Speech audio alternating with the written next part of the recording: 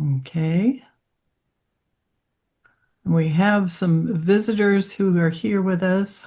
Who's going to speak? I don't know, but we've got a crowd. So I'm going to let my guides work with me. All of you can come back. We're all here now on the same level. Excuse me, I'm really kind of wasted right now. Sorry about that. All right.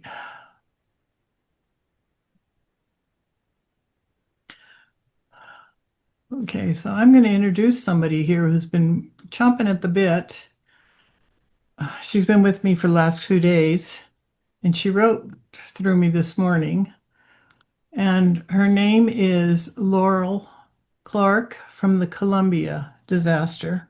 So that was the second shuttle disaster that blew up over.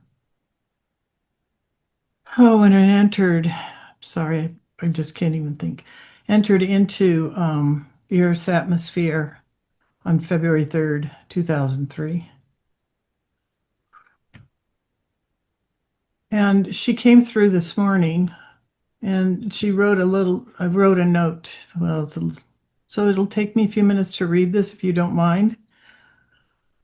And see if I can focus here. I'm going to hopefully I edited out my mistakes because I was typing with my eyes closed. And so sometimes I drop a line when I'm typing and it makes it kind of difficult. So she's here with me. She's really holding my energy, but I will try to read this. Okay. It says, "Welcome, Regina. I have separated myself considerably from your Earth plane. Now, when she was typing Earth, she was making it into a smaller E as opposed to a capital E. So she was saying, I'm dropping the capital on the name Earth as this is a lesser plane, unlike numerous other worldly planes, light worlds, and fascinating, fantastic, phantasmagorical regions of the universe. I have discovered that though names were a significant way to delineate the hierarchy of our earthly world, it is no longer necessary here in my lovely realm of living. I'm truly happy here, always discovering grand thoughts, impressions, and mindsets. I knew it would be immense, huge, incredible, but I was not prepared for how tremendous it actually is. I was and am still open to finding the more of our living in our lives. Even in this spiritual existence, there is so much more to learn. We spend our physical lives just seeking to discover our purpose. Here, we understand what it is to love. The spiritual challenge lies in learning to evolve with our current situation. There is so much to understand here, so much to learn. Am I hurling through space? Can this possibly be? No, not really, because there is no time, no passage, no movement, unless I think of it as such. But nonetheless, I feel I'm still hurling, traveling into realms, systems that have no place in our linear school of thought, but it is real. These systems are the quantum possibilities inherent in every entity's creations and thoughts. The imagination is powerful, instantaneous, and constantly creating new thoughts. So when science today says that the universe is ever expanding, it is because of all those who think about possibilities. What is this like? I loved science, the black and white of our learned education, but I also love that we make a difference after we separate from our bodies. So my time on Earth was driven by an insatiable desire to expand my mind. And I know that now. My demise on my track, my demise was on track to arrive exactly at the point in time when I could depart and continue to explore beyond the time and space, beyond Earth. I certainly didn't know this then, when the Columbia disintegrated as it entered the Earth's atmosphere. Our oxygen was slowly depleted, the cabin was torn apart around us, and bit by bit, heated metal was ripped off by the speed of entry. We were unaware of what was happening.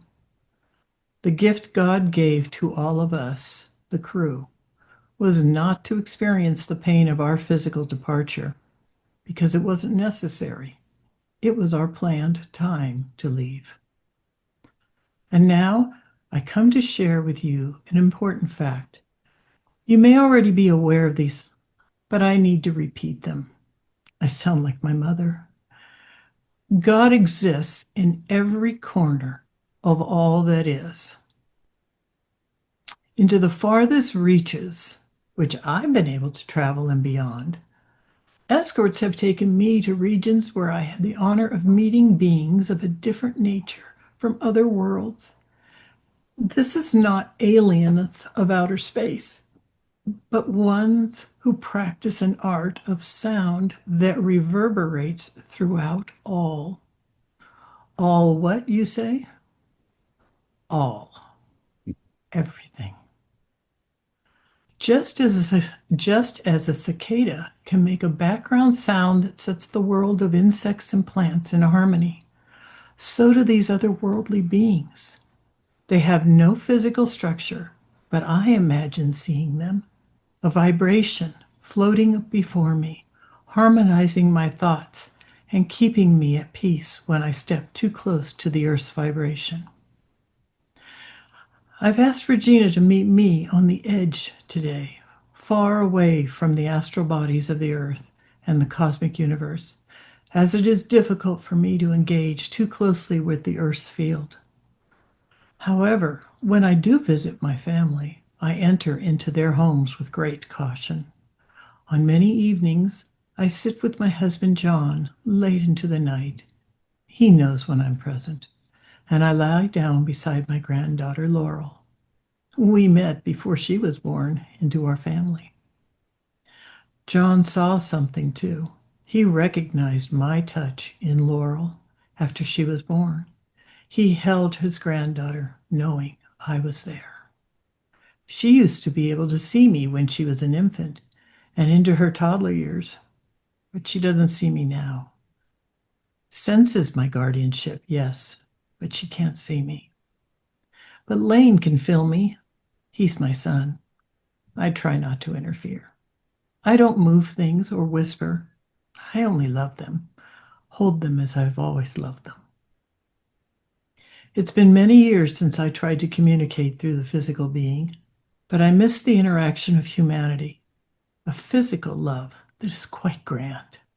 The emotional interactions of human expressions on a physical level can only be experienced with a body. Love is grand here, absolutely. I cannot find a description that accurately depicts what happens to the spiritual body. The ethereal field surrounding all life has no limit, even on Earth, though as humans, it remains unseen. So from where I exist, as where all spirits reside, we do see how far love expands. And that love, well, that's God. I come today to share with you God's love, not a sense of it, but love in all its glory.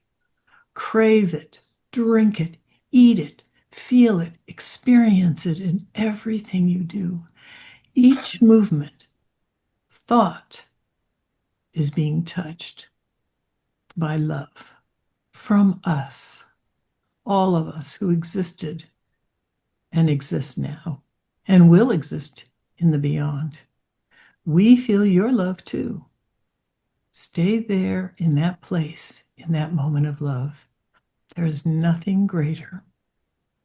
And when we teach of the light, we speak of love. It is love that lights the way, always. As long as you follow love, you give love. You are love, and thus you are light. And when you find yourself lost, never give up hope. Look for the light and run towards it. Remember, you are light, you are love, you are God, and God is everywhere. That's Laurel B. Clark.